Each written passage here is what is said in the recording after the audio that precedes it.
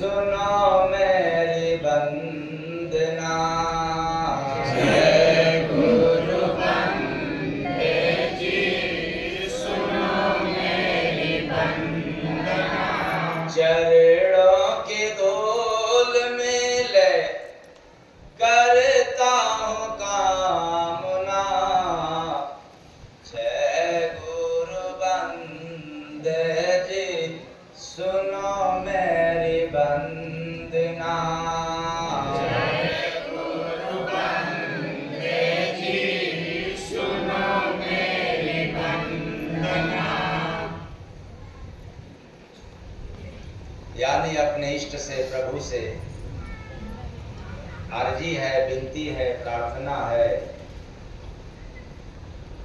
कि मेरी वंदना को सुनना है। किस लिए वंदना करता हूँ? कि चरणों की धूल मिले करता हूँ काम। मैं वंदना किसी संपत्ति की चाहत के लिए नहीं, बल्कि आपकी धूल की चाहत है।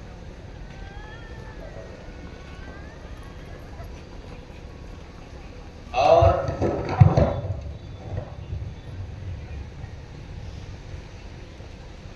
रात में आप लोगों को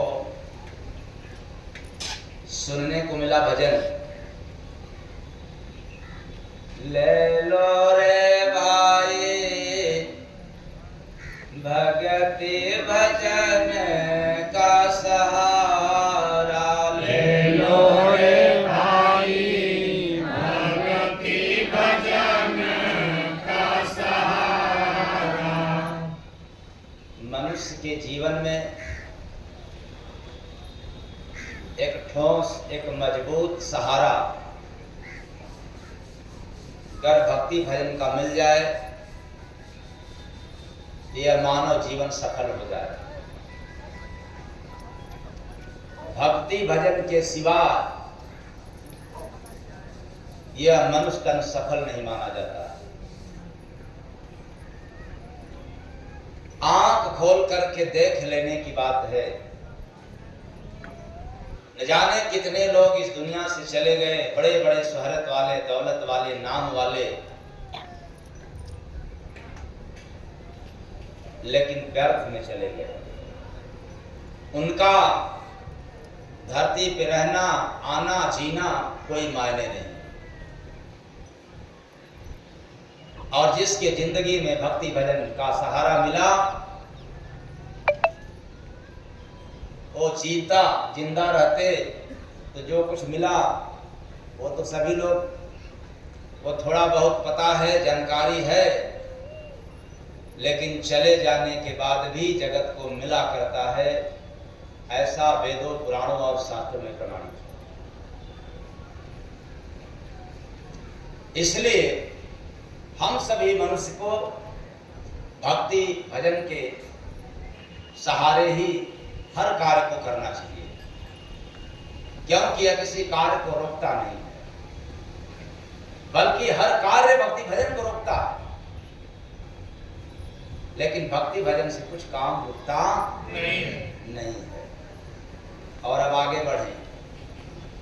सच्ची भक्ति जाना भाई साहेब का आदेश मिलेगा, घट में जाकर चरण में प्रीत लगाकर मिलेगा। घट में जाकर चरण में प्रीत लगाकर पालन करता दास जगत में पाकर हंस का भेष मिलेगा, घट में जाकर चरण में प्रीत लगाकर मिलेगा। घट में जाकर चरण में प्रीत लगाकर साहेब सतगुरु बोले भीतर प्रतिक्षण हंसा सुनता हो। साहेब सतगुरु बोले भीतर प्रतिक्षण हंसा सुनता हो। पावन चरण में प्रीत लगाता, शब्द का मोती चुनता हो। पावन चरण में प्रीत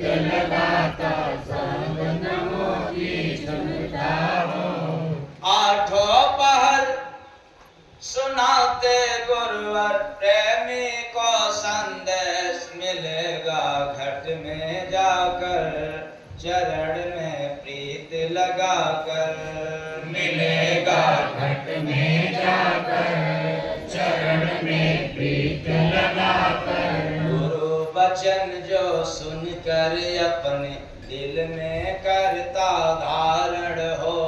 गुरु वचन जो सुनकर अपने दिल में करता धारण हो। भक्ति उसको देते साहेब बनता प्रेम ही कारण हो। भक्ति उसको देते साहेब बनता प्रेम ही कारण हो। आत्म ज्ञान प्रेम से पाता साहेब का निर्देश मिलेगा। घट में जाकर चरण में प्रीत लगाकर मिलेगा। घट में जाकर चरण में प्रीत लगाकर तन मन सब कुछ अर्पण करके भक्ति भेद जनाता हो। तन मन सब कुछ अर्पण करके भक्ति भेद जनाता हो। स्वामी जी संवाद करते सूरत शब्द सनाता हो। स्वामी जी संवाद करते सूरत शब्द सनाता हो। चरण शरण सब मिल जाता है प्रेम गली में प्रवेश मिलेगा। घट में जाकर चरण में प्रीत लगाकर मिलेगा।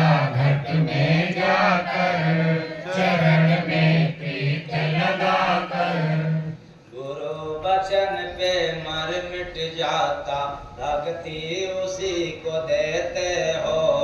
गुरु वचन पर मर मिट जाता भक्ति उसी को देते हो।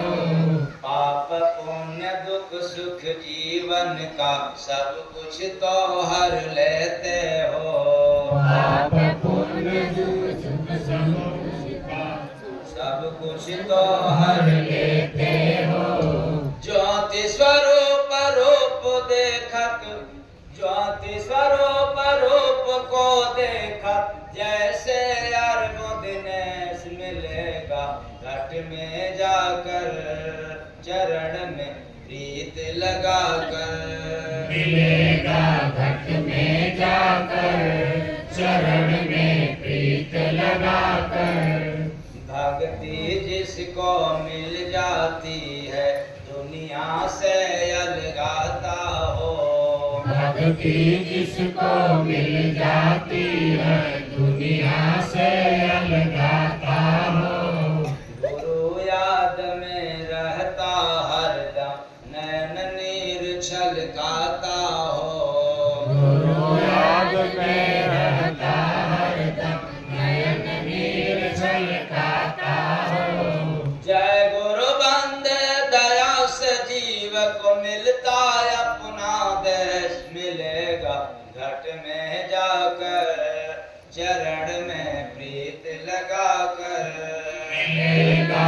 घट में जाकर चरण में प्रीत लगाकर सच्ची भक्ति जाना भाई साहेब का आदेश मिलेगा।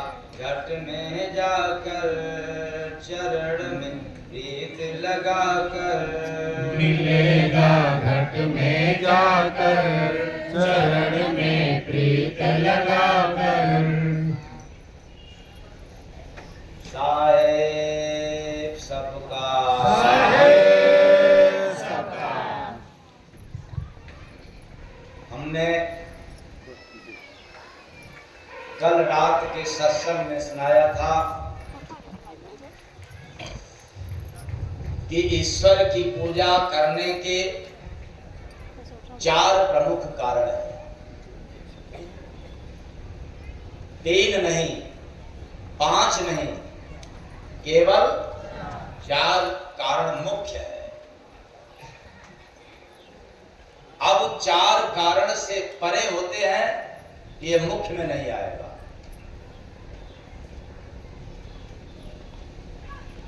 पहला रूढ़िवाद, पहला मुख्य कारणों में से रूढ़िवाद। अब दूसरा, सुख समृद्धि की लालसा। तीसरा, भय। चौथा, प्रेम और आस्था। अब इन चारों का राज अलग अलग है। तो चल रहा था रूढ़िवाद पर, यही रूढ़िवाद का मतलब परंपरा, प्रचलन, रीत रिवाज, जिसमें राखी के माध्यम से सुनने को मिला था कि सदियों का जो मान्यता, वर्तमान का नहीं, सदियों से, सदियों का जो मान्यता माने वही निजात, इस दुनिया में जय गुरु बंदे ओ तारी तरीवाज रे बंदे ओ तारी तरीवाज रे बंदे ओ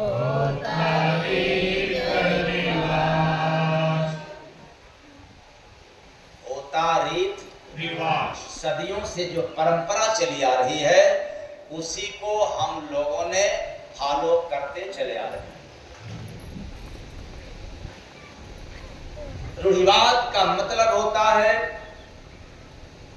रूढ़ परंपराओं को ज्यों का त्यों मान लेने वाली विचारधारा या प्रथा, यानी हमारे विचार उससे सहमत है, परंपरा। अब वो चाहे मृत्यु के बाद वाली परंपरा, शादी के समय वाला परंपरा, अथवा दुकान मकान बनवाने में परंपरा, या संसार में जितनी भी क्रियाकलाप है परंपरागत, हम उसको स्वीकार कर गए। इसको कहते हैं रूढ़िवाद। अब इस रूढ़िवादी व्यवस्था में हम लोग इस कदर फंस गए कि घर निकलना भी चाहे तो समाज निकलने देता नहीं। लेकिन निकल सकता है इस रूढ़िवादिता से कौन?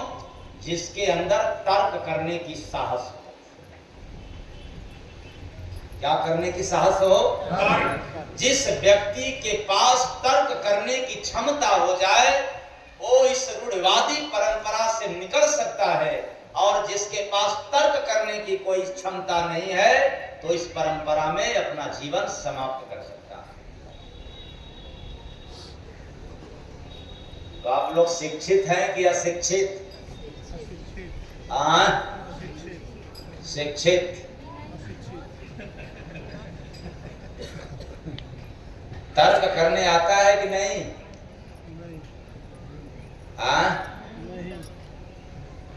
हम लोग तर्क नहीं करते,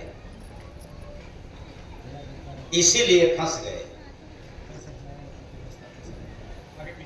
अगर कोई कहे कि चलो आओ मैं तुझे मंत्र का जाप देता हूं जपने के लिए, या पूजा पाठ करने के लिए रास्ता बतलाता हूं, यह करोगे तो तुम्हें स्वर्ग मिलेगा, यही बात। लेकिन तर्क नहीं किया कि पूजा पाठ करने से कैसे स्वर्ग मिलेगा, इस पर कोई तर्क नहीं किया, कोई विचार नहीं किया और करना शुरू कर दिया। भय के कारण। किसके कारण? भय के कारण। और मैं आज आप लोगों को निर्भय बनाने के लिए सत्संग सुना रहा हूं। क्या बनाने के लिए? निर्भय। आज तक कोई पूजा पाठ करने वाला व्यक्ति को स्वर्ग नहीं मिला। क्यों? किसी भी वेद पुराण के पन्ने में यह प्रमाणित नहीं है कि फला व्यक्ति, फला पुजारी, फला पंडा इतना जम करके घनघोर पूजा पाठ किया और उसको क्या मिल गया? स्वर्ग। ये तर्क नहीं किया, इसलिए नरक गया।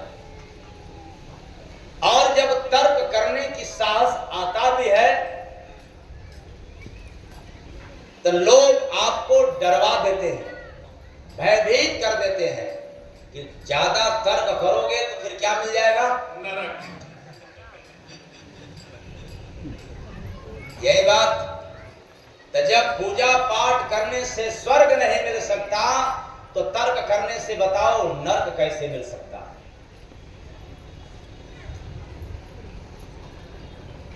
इसलिए मनुष्य के जीवन में भक्ति और भजन का सहारा होना चाहिए। क्यों? कि भक्ति का प्रमाण हर वेद में, पुराणों में और शास्त्रों में अंकित है। ऐसा कोई वेद शास्त्र नहीं है जिसमें भक्ति की महिमा के विषय में कुछ लिखा न गया हो। लेकिन उसको हम लोगों ने समझा नहीं। किसके कारण नहीं समझा? रूढ़िवाद के कारण, परंपरा के कारण।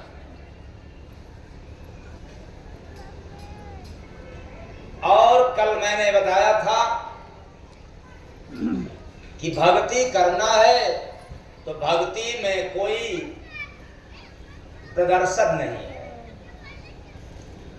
भक्ति दिखाने की बात नहीं है। भक्ति तो अंदर खाने की बात है। कहां की बात है? अंदर खाने की, यानी भीतर की। और कल यह भी बताया था भक्ति करने वाले व्यक्ति का एक सिद्धांत, एक विचार हो जाता है। वह क्या सिद्धांत है? भक्ति करते ही शून्य हो जाता है। क्या हो जाता है? और पूजा पाठ करते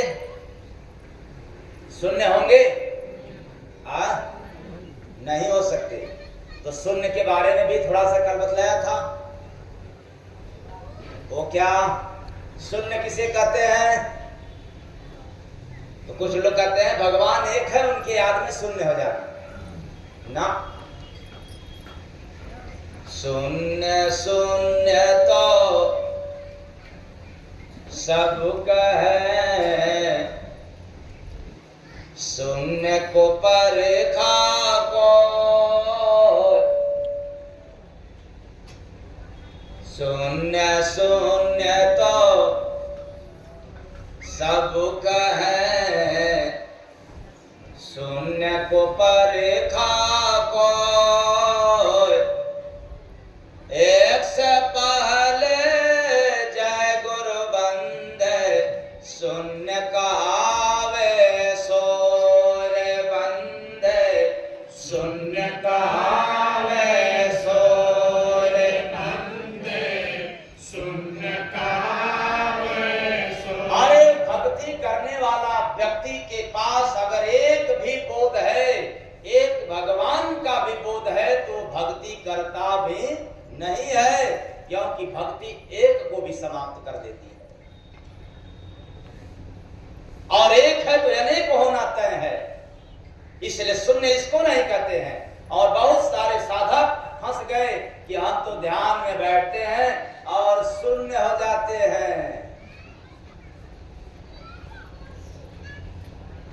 किसके ध्यान में? उस एक मालिक के। फर्जी बात बोलते हैं, ये सब फर्जी बात है। क्या? एक से पहले जय गुरु बंदे, शून्य कहावे सोरे बंदे शून्य कहावे सोरे। भक्ति परिचय कराती है, एक से नहीं, परमात्मा से नहीं, भक्ति परिचय कराती है कि तुम शून्य हो। क्या हो? शून्य। ऐसा क्यों? ईश्वर मेरा एक है कि शून्य है? हाँ, क्या बात है। और आप लोग? भगवान तो एक हैं, ये लोग भी भगवान से बहुत दूर हैं। ये अनेकों लोग की जीवन में मान्यता है कि भगवान तो एक है, लेकिन पूछते कितने लोगों को?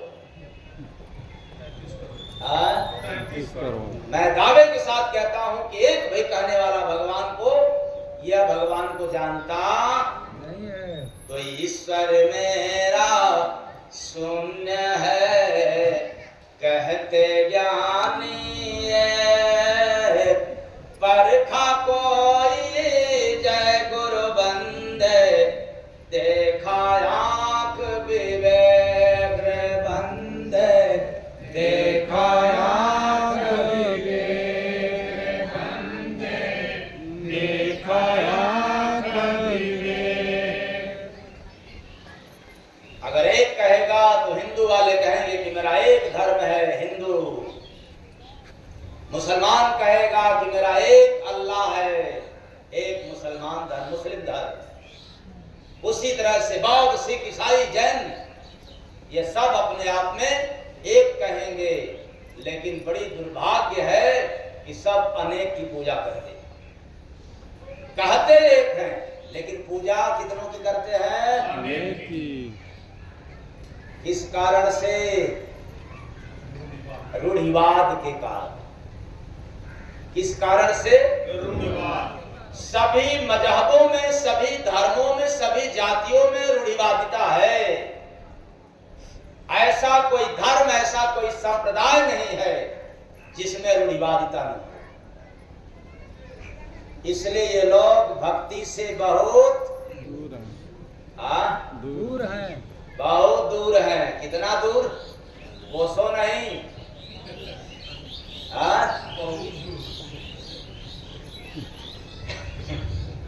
ऐसा क्यों? इसलिए कि रीत रिवाज में, मजहब में हम लोग खूब पैसा खर्च करते हैं, लेकिन परोपकार में नहीं करते। किसमें पैसा खर्च करते हैं?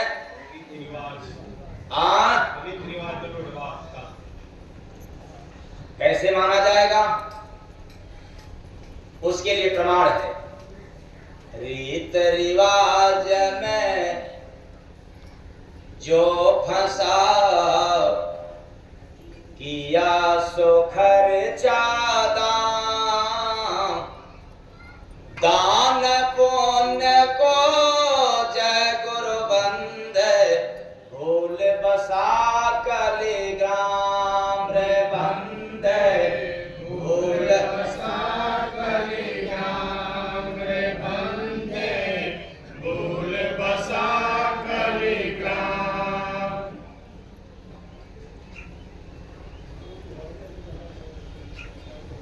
ये बात आप लोगों को समझ में आ रहा है? रीत रिवाज में जो फंसा,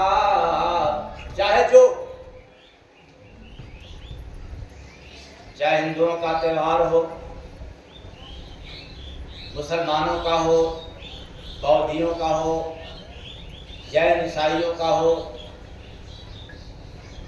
सब में पैसा खर्च होता है। तो कल बताया था तीज, और छठ की पूजा। अब उसके बाद 9 दिन दुर्गा पूजते, दिन 10वां में बहार। 9 दिन दुर्गा पूजते, दिन 10वां में बहार। रीत रिवाज है जय गुरु बंदे, माना गयो सनार बंदे, माना गयो सनार बंदे, मानो गयो सनार।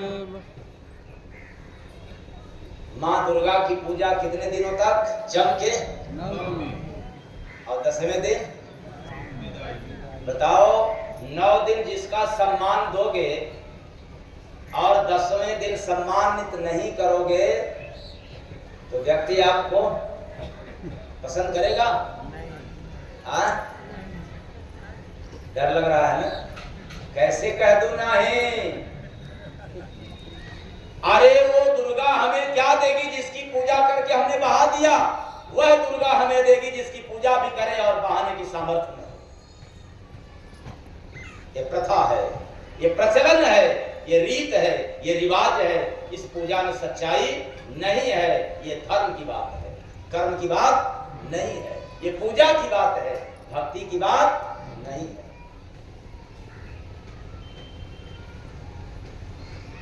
9 दिन तो बड़ा जम करके पूजा करते हैं। मीट मांस भी त्याग देते हैं,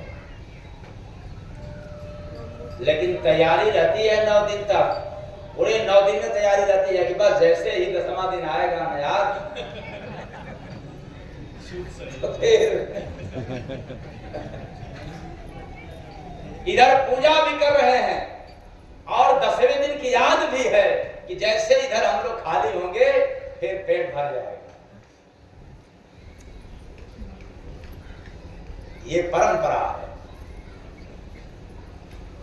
और मैं कहता हूं कि आपको पूजा करना है दुर्गा की तो जम के पूजा करो, खूब करो। और 9 दिन नहीं, हर दिन किया करो। अगर 9 दिन साल में पूजा करने से मां जगदम्बा खुश हो जाए तो मैं तो दावे के साथ कहता हूं, साल में 2 बार पूजा करते हैं लोग दुर्गा की, कभी दुर्गा नाराज होती नहीं। लेकिन देखो रूढ़िवादियों की व्यवस्था, बाद में जब हम लोग तांत्रिकों के पास जाते हैं, ओझाओं के पास जाते हैं, तो क्या कहते हैं? माँ की पूजा कर रहे थे ना, बंद कर दिए हो इसलिए माँ परेशान कर रही है। कौन परेशान कर रही है? माँ। अब जरा विचार करो।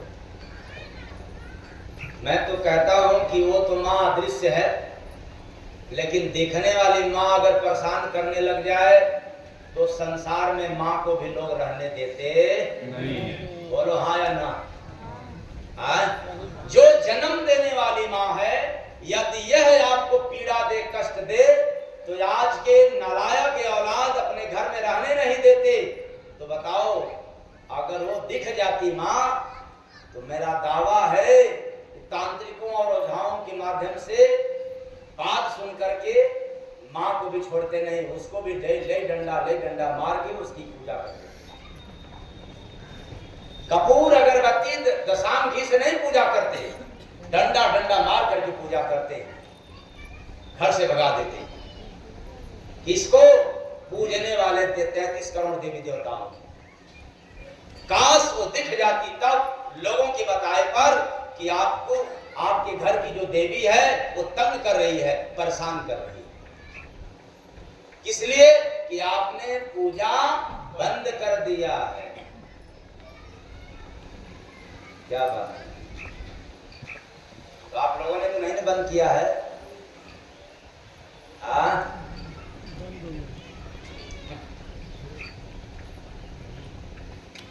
जरा सोच लेना, जन्म से लेकर मौत तक बना है जग में रीत, फंसा है मानो जय गुरु बंदे, ऐसा मन का नीत रे बंदे, ऐसा मन का मीत रे बंदे, ऐसा मन का मीत। मन के फंदे में लोगों ने बंध गया, इस कदर फंस गया कि अपने 33 करोड़ देवी देवताओं से भी डरने लग गए कि हम पूजा नहीं कर रहे हैं, इसलिए अब ये हमें परेशान कर रहे हैं, बर्बाद कर रहे हैं।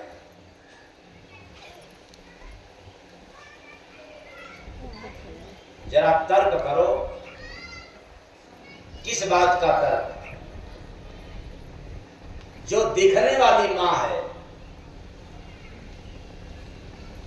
आप इसको परेशान करो। जो जन्म देने वाली मां है, इसको आप तंग करो,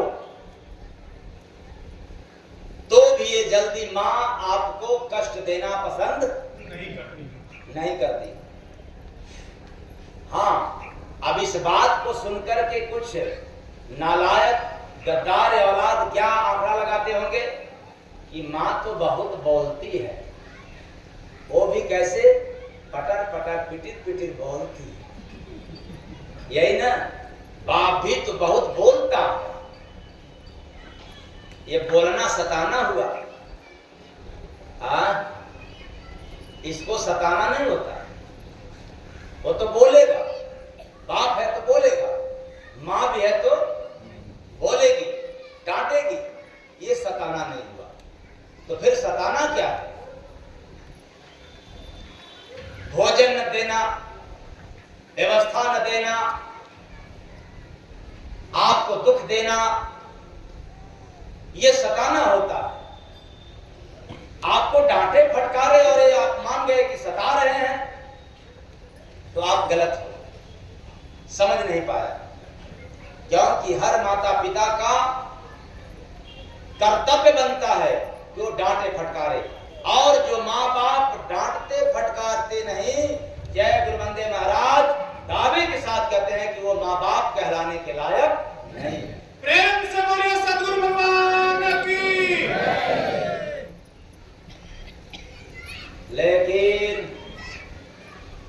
लेकिन क्या हो गया? जो फटकारते नहीं, वो माँ बाप कहलाने लायक नहीं है। लेकिन फटकार कैसा होना चाहिए? सुधारने के लिए कि बिगाड़ने के लिए? सुधारने के लिए। फटकार कैसा होना चाहिए? सुधारात्मक। द्वेष भर नहीं, फटकार में सुधार मिले, निजी कोई चाहत न रहे। अगर दुलार कर दिया, एक औलाद है तो एक को कर दिया, या चार है तो किसी को चारों में से एक को कर दिया, फिर निश्चित है कि माता पिता कहलाने लायक तो होगा नहीं, लेकिन माता पिता अपने पैर में कुल्हाड़ी मार दिया। अगर किसी एक को मान गया तो आप लोग तो इसी में कहा है ना, किसी एक को ही ज्यादा मानते हैं कि सबको बराबर मानते हैं? खटिया खड़ी बिस्तरा गोल। बाप वही सफल है जो बेटा को बराबर माने, और सास वही सफल है जो बहू को बेटी को बराबर माने। इसलिए मैं कह सकता हूं कि इसमें जितने सास बैठी हैं, एकांत अपवाद है, बाकी सब नाश, सत्यानाश। क्योंकि अपने मतलब में, अपनी सेवा के चक्कर में किसी की तरफ तो ज्यादा होना तय है। इसको कोई रोकने वाला नहीं है। लेकिन बात दूसरे तरफ चली जाएगी। यहां हम लोग अपने मुद्दा पर रहें। ये समाज में पूजा पाठ को हम लोगों ने सत्य मान लिया, तर्क नहीं किया। इसलिए आज मैं मनुष्य जीवन में किसी भी काम को करने से पहले यदि तर्क करेंगे तो फिर आपको नर्क नहीं मिलेगा।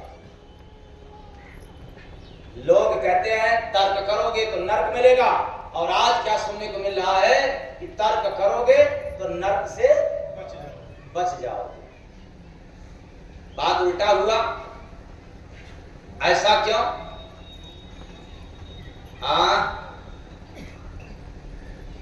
इसलिए दुनिया को लंबे समय तक मूर्ख नहीं बना सकते। इस संसार में कोई भी व्यक्ति अगर किसी दूसरे व्यक्ति को मूर्ख लंबे समय तक बनाना चाहे तो नहीं बना सकता। कि बना पाएगा? क्योंकि दुनिया का रीत है, नियम है। लेकिन धर्म एक ऐसा क्षेत्र है। कौन? धर्म एक ऐसा क्षेत्र है जहां लोग पीढ़ी दर पीढ़ी मूर्ख बनते चले आ रहे हैं। इसलिए मैं डंके के चोट पे कह रहा हूं कि रीत रिवाज की अर्थात परंपराओं को मानने वाली मान्यताओं को जो भी फॉलो करता है वो संसार में मूर्ख बनकर के जीवन यापन कर रहा है। आप लोग क्या हो इसमें का?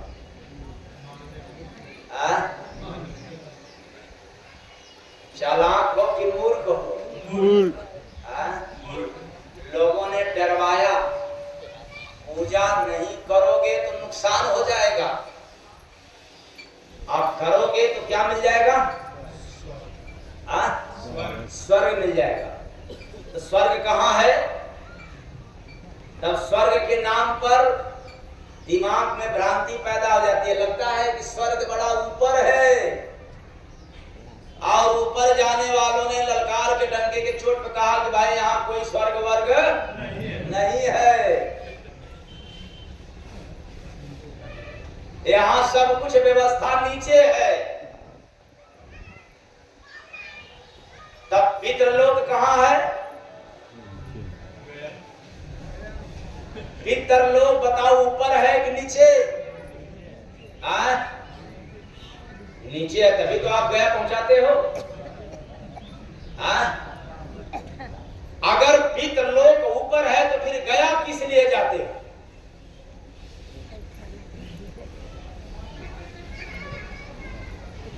लेकिन बड़ी अद्भुत लीला है। रूढ़िवादिता के कारण जाते हैं हम लोग गया, मरने के बाद पहुंचाने के लिए। और वह भी कैसे पहुंचाते हैं भाई?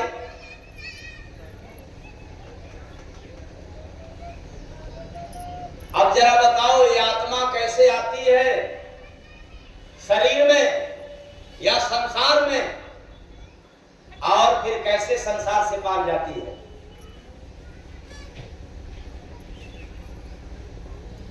कोई बतलाएगा?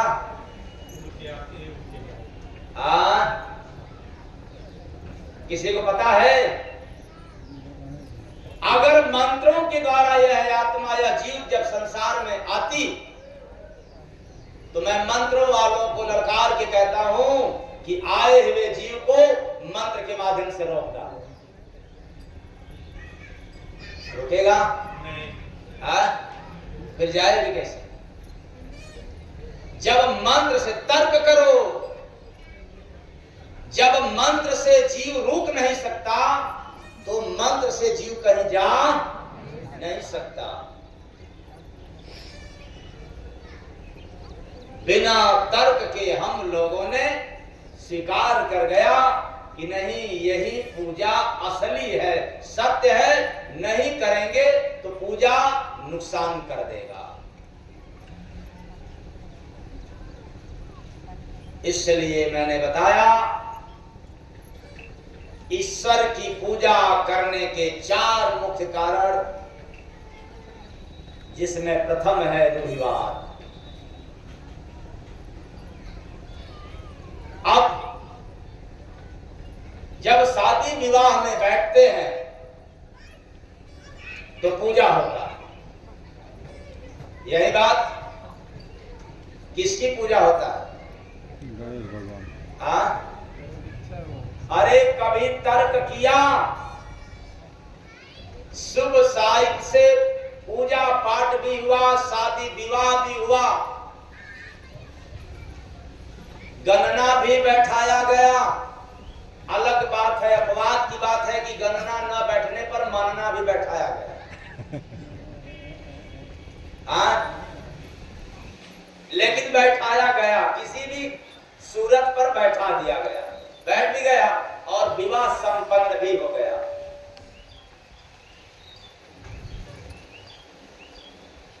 तो शुभ साहित्य का काम क्या है? शुभ दिन का काम क्या है? जब आप किसी काम को अंजाम देते हो, शुभ दिन से शुभ कार्य करते हो, इसलिए कि आवे 365 दिन शुभ रहेगा कि अशुभ? शुभ रहेगा। तो शुभ साहित्य से विवाह करने वालों को मैं जरा तर्क की बात करने के लिए कह रहा हूं कि आप तर्क करो कि पति पत्नी में रोज शुभ है कि कभी कभी अशुभ भी हो जाया करता है।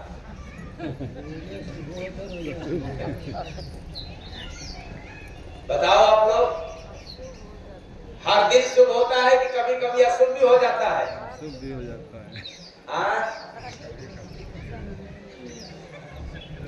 जरा विचार करो, तर्क करो। ये मान्यता है। अरे याद करो, कभी सती प्रथा थी, जबरदस्ती लाश को जलाया जाता था। महिलाओं को पति के चिता पर जबरदस्ती जलाया जाता था। वह भी एक दौर था और जलाने वालों ने क्या सोच रखा था? ये प्रथा सत्य है, ये पूजा सत्य है, ये घटना सत्य है। काश आज कोई जला क्या दे, अगर मार भी दे तो उसको कहां जाना पड़ जाएगा? तो बताओ, जलाने वालों को जेल मिला होगा कि बेल? ये बेचारे जलाए प्रथा में, लेकिन जेल मिल गया, 84 लाख जेल। और आज भी प्रथा करने वालों को 84 लाख जेल ही मिलेगा, बेल मिलने वाला नहीं है। प्रेम से बोले सद्गुरु भगवान की जय। और इस सती प्रथा को समाप्त करने वाला अगर संसार में कोई आया था तो वह संत महापुरुष।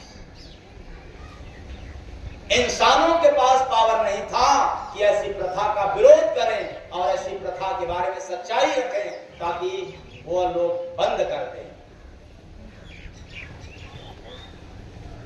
हमेशा प्रथा के विषय में जानकारी देने वाला कोई न कोई संत महापुरुष आता है।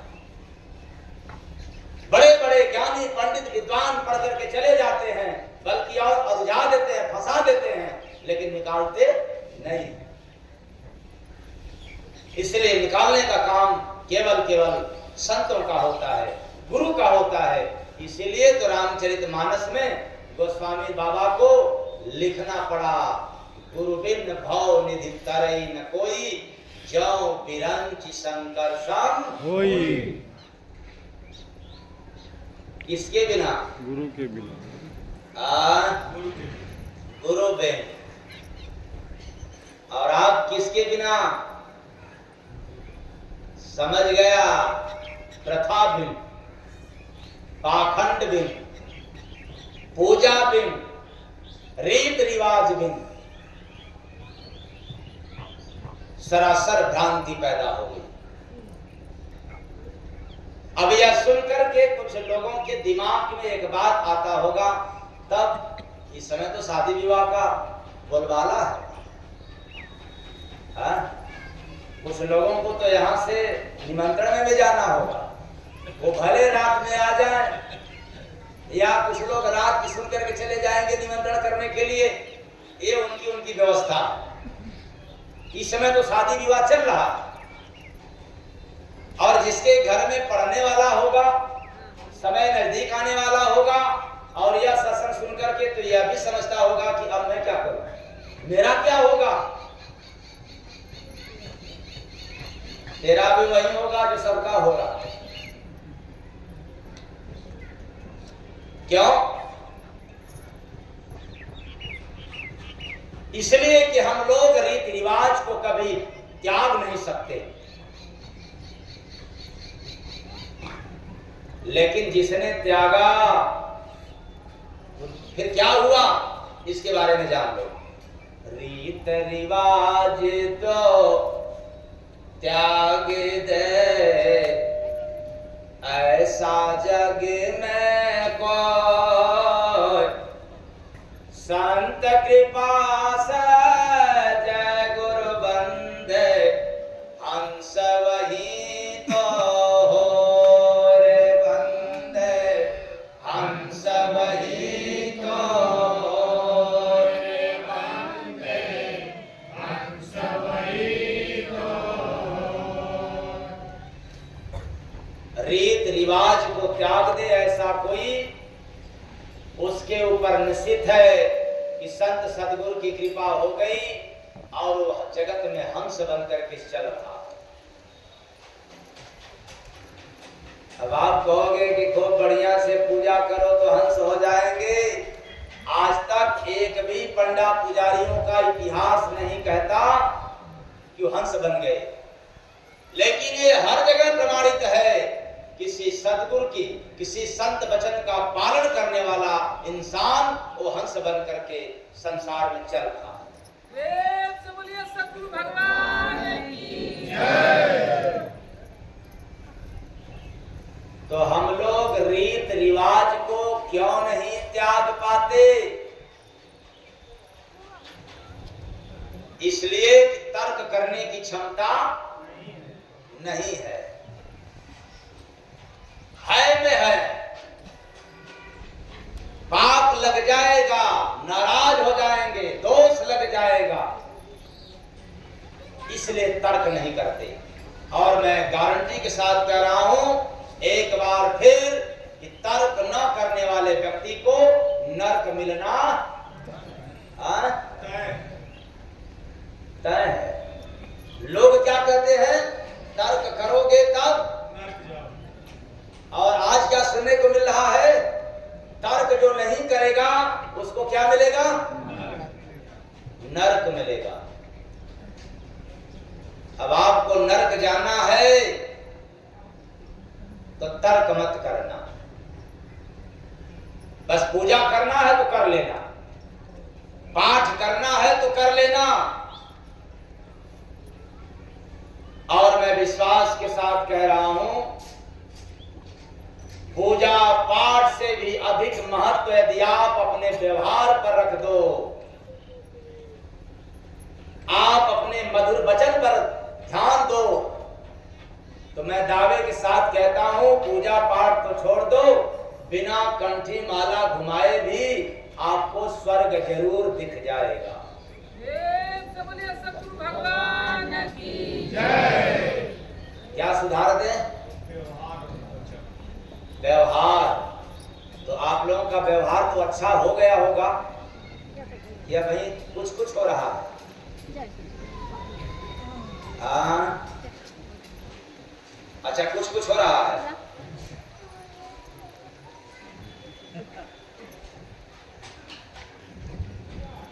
अरे मैं तो दावे के साथ कह रहा हूं, ये धर्म को मानने वालों को भी डंके की चोट पे कह रहा हूं, इनका भी व्यवहार सही नहीं है। अब आप कहोगे ये कैसे हो सकता है, वो तो बड़े धार्मिक व्यक्ति हैं। हाँ, धर्म को मानने वालों के लिए भी मैं आगाह कर रहा हूं, इनका भी व्यवहार अच्छा नहीं है। क्यों? इसलिए कि धार्मिक लोग कहते हैं कि धर्म हमें शांति सिखाता है। क्या सिखाता है? शांति। अब चाहे जो भी धर्म हो, हिंदू धर्म हो, मुस्लिम धर्म हो, सिख, बौद्ध, जैन, ईसाई धर्म हो, सब धर्म अपने अपने धर्मों के बारे में क्या कहते हैं कि धर्म हमें क्या सिखाता है? शांति। तो आज धर्मों को मानने वाले, धर्मों का नाम लेने वालों के जीवन में जरा देखो, शांति है क्या? हाँ, है? नहीं है। क्यों? लोग तो लाग लाते हैं कि धर्म का पालन करो तुझे शांति मिलेगा,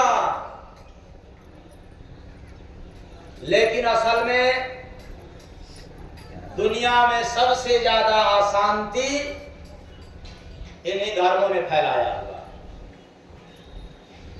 इस संसार में जितनी भी क्रांति है, जितनी भी अशांति पैदा हो रहा है, सब धर्म के कारण ही हो रहा है।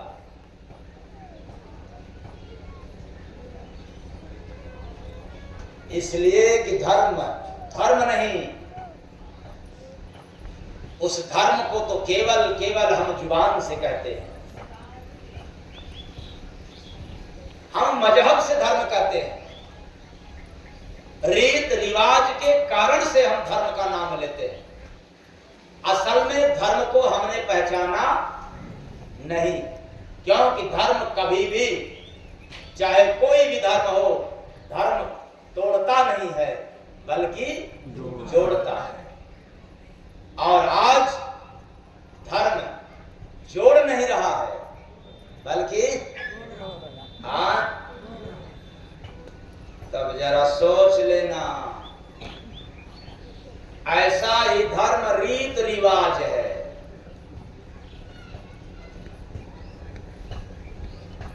और मैं आप लोगों से कहना चाहता हूं, धर्म के चक्कर में चाहे आप जिसकी पूजा करते चले आ रहे हैं, आप करें या न करें, जय गुरु वंदे महाराज से कुछ भी लेना देना नहीं है।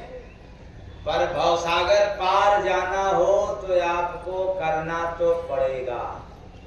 क्या करना पड़ेगा? भक्ति करना। क्या करना पड़ेगा? तो सच्चे भक्ति जाना भाई, साहिब का आदेश मिलेगा। घट में जाकर चरण में प्रीत लगाकर मिलेगा। घट में जाकर चरण में प्रीत लगाकर। सच्ची भक्ति गुरु की होती, मिलता जो आदेश पालन करता। जय गुरु वंदे सुना हंस संदेश रे वंदे सुना हंस संदेश रे वंदे सुना हंस संदेश। अब भक्ति करने के लिए आपको तैयार होना है। वैसे जैसे पूजा पाठ करने के लिए तैयारी करना पड़ता है, वैसे ही भक्ति करने के लिए तैयारी करनी पड़ती है। कौन सा तैयारी? भक्ति आवे बाद में, पहले बना जो भाव। भगति आवे बाद में, पहले बना जो भक्त बना सो जय गुरु बंदे, साध लिया है वक्त रे बंदे, साध लिया है वक्त रे बंदे, साध लिया है वक्त। भक्ति करने के लिए तैयारी तो करनी पड़ेगी, मतलब पहले भक्त तो बनना पड़ेगा। और जो भक्त नहीं बन सकता वो जिंदगी में कभी भक्ति कर सकता है? नहीं कर सकता। तो क्या आप सभी लोग भक्त बन गए हैं?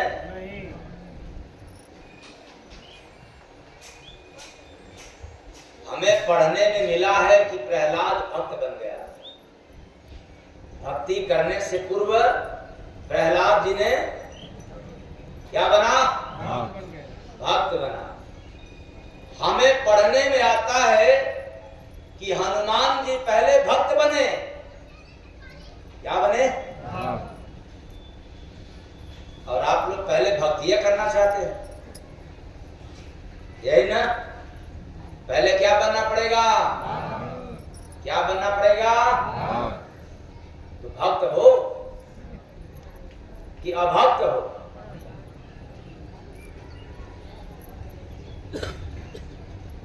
बड़ा समस्या है। अरे भक्ति पथ तो बिल्कुल सरल है, आसान है, सीधा है, समतल है।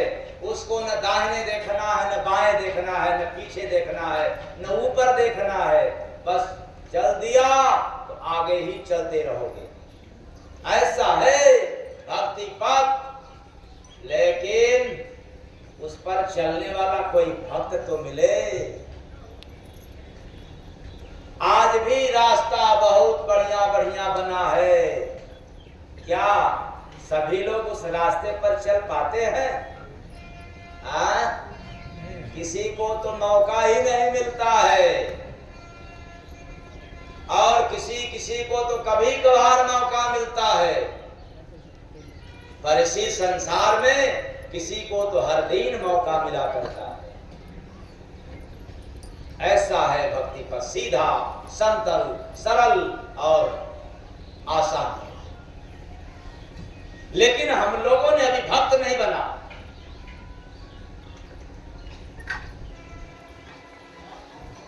इसीलिए तो गोस्वामी दास जी ने लिखा था रामचरितमानस में कि प्रथम भक्ति संतन कर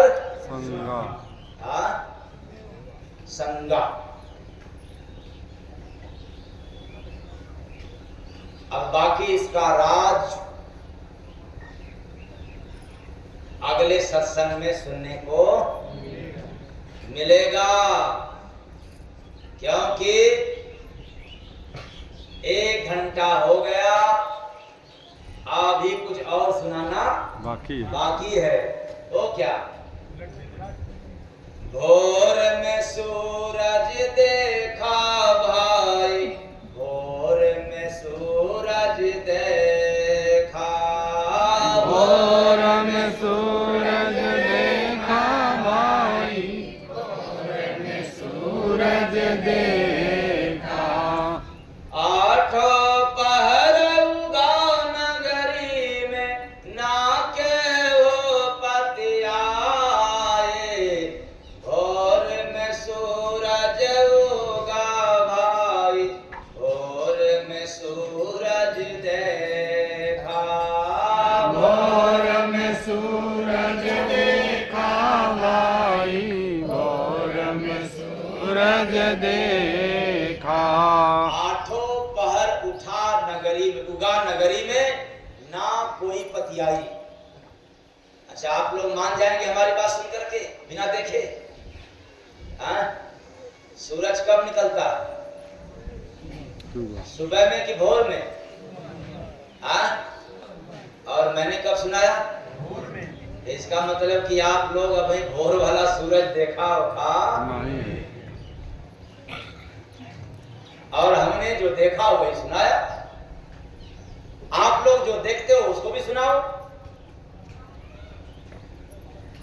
तो ऐसा सूरज लखा न कोई, ऐसा सूरज लखा न कोई, देखा जिसने कभी न सोई, देखा जिसने कभी न सोई। अमृत बरस रहा है भाई, पी कर गए अघाए, भोर में सूरज देखा भाई, भोर में सूरज देखा, भोर में सूरज देखा भाई, भोर में सूरज देखा। उस सूरज का ऐसा खेला, उस सूरज का ऐसा खेला, बना दिया रे मुझको चेला। जय गुरु वंदे महाराज। इस आध्यात्मिक मंच से ललकार के कहता हूँ, जिसने भोर की सूरज को देख लिया वो संसार में चेला बन गया। प्रेम से बोलिए सदगुरु सरकार की। तो उस सूरज का ऐसा खेला, उस सूरज का ऐसा खेला, बना दिया रे मुझको चेला, बना दिया रे मुझको चेला। उसी का गुण गाते नगरी में दिया रे बर्फ जमाए, भोर में सूरज देखा भाई, भोर में सूरज देखा, भोर में सूरज देखा भाई, भोर में सूरज देखा। आँख मिला सूरज ना देखा, आँख मिला सूरज न देखा, पढ़े उसी का सबरे लेखा, पढ़े उसी का सबरे लेखा।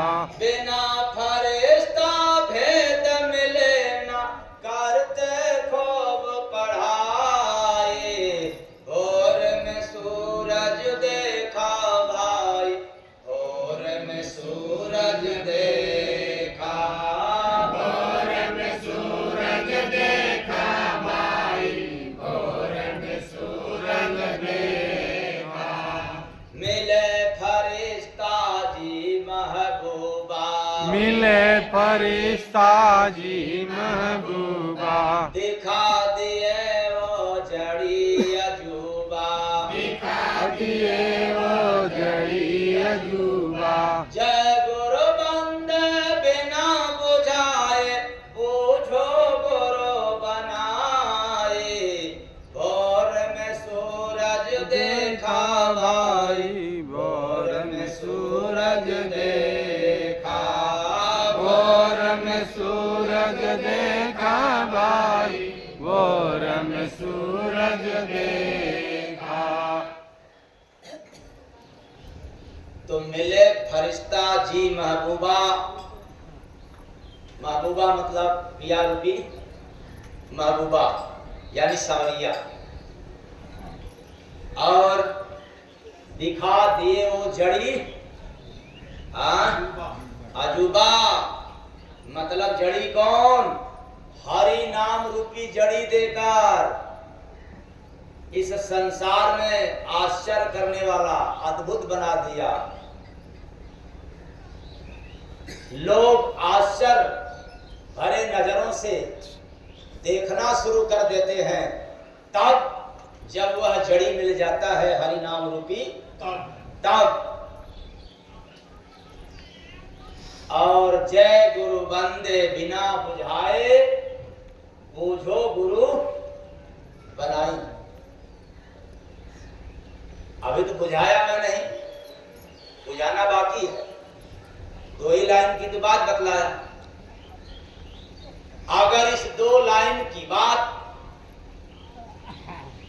में एक भी लाइन की बात कोई बतला दे तो जय गुरु वंदे महाराज उस बताने वाले ज्ञानियों का या ज्ञानी का चेला बनने के लिए तैयार है।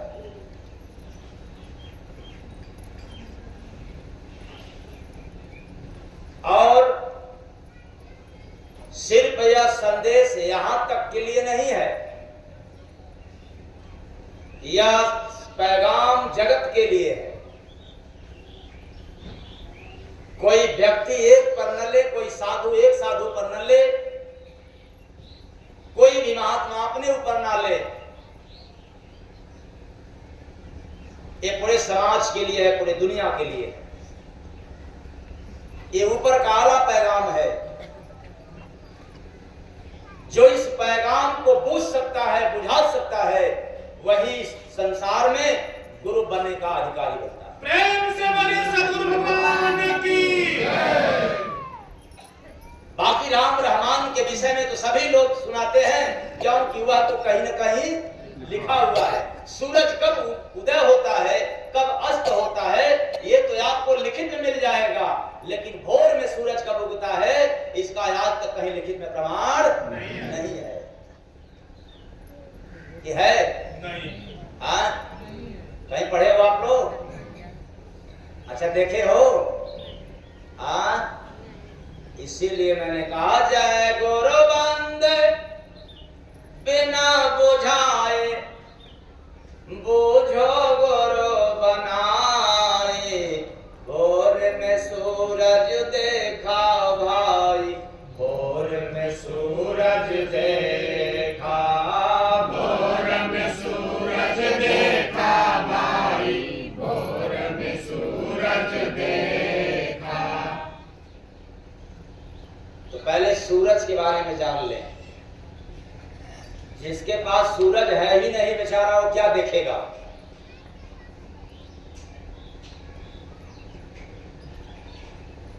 जिसके पास सूरज नहीं है वो तो उगने वाले सूरज को ही देखेगा, यही बात। और जिसके पास सूरज है वो सूरज उदय हो चाहे अस्त हो, कोई फर्क पड़ने वाला नहीं है। अब तो समझ सकते हो ना कि अभी भी नहीं, अब तो पूछ सकते हो आप लोग। लो, इतना इशारा करने के बाद भी हमने आत्मज्ञान रूपी सूरज को देखा। सूरज का नाम क्या है? आत्मज्ञान। जैसे सूर्य उदय होने के बाद यह पूरा मंडल प्रकाशमान हो जाता है, वैसे ही जय गुरु वंदे महाराज ललकार के गरज के साथ कह रहे हैं, क्या जिसके जीवन में आत्मज्ञान हो जाए उसका जीवन क्या 101 पीढ़ी तक प्रकाश ही प्रकाशवान रहेगा। प्रेम से बोलिए सद्गुरु सरकार की। क्या हो जाने के बाद? आत्मज्ञान रूपी सूरज को देखा भजन रूपी भोर में। भोर कौन है? भजन रूपी भोर में आत्मज्ञान रूपी सूरज को उगते हुए हमने देखा। आठों पहर उगा नगरी में ना कोई, क्या बात है। यह जो आत्मज्ञान रूपी सूर्य है, एक बार उदय हो जाए जीवन में, ये कभी अस्त नहीं होता।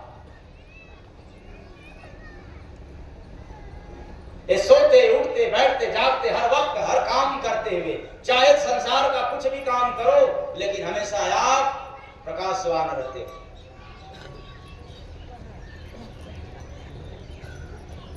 लेकिन इस बात को कोई मानने वाला नहीं। क्यों?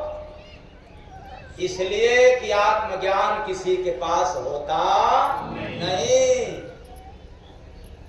ये मान्यता में नहीं आता, ये तो अनुभव में आता है। और रीत रिवाज वाले, रूढ़िवादिता वाले, पाखंड वाले, आडंबर वाले, वेद पुराण वाले कभी भी आत्मज्ञान की मान्यता नहीं दे सकते। वो अपने ज्ञान को ही सर्वोपरि समझते हैं, अपने पूजा पाठ रीति रिवाज को ही सही समझते हैं, आत्मज्ञान को नहीं जान पाते। इसलिए जय गुरु मंदिर महाराज इस मंच के माध्यम से ललकार के कहते हैं कि जिसके पास आत्मज्ञान रूपी सूरज निकल जाए, फिर उसको वेद पुराण अथवा किसी भी रीति रिवाज का अध्ययन करने की जरूरत नहीं होता। आत्मज्ञान ऐसा सूरज लखान कोई, ऐसा सूरज लखान कोई। यह आत्मज्ञान रूपी सूरज यानी आत्मज्ञान कोई पाया नहीं। क्यों? कि आत्मज्ञान किसी पुस्तक से पढ़ने पर मिलता नहीं है, किसी विद्यालय में पढ़ने के बाद भी आत्मज्ञान मिलता नहीं है।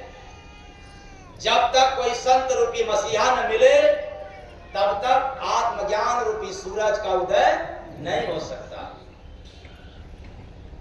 तो देखा जिसने कभी न सोई, देखा जिसने कभी न सोई।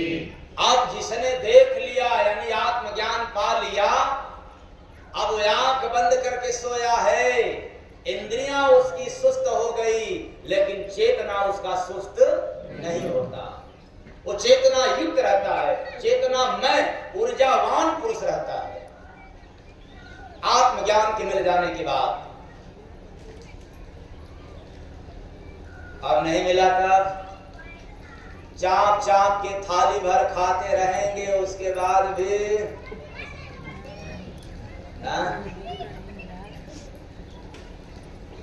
भूख तो लग गया होगा आपको।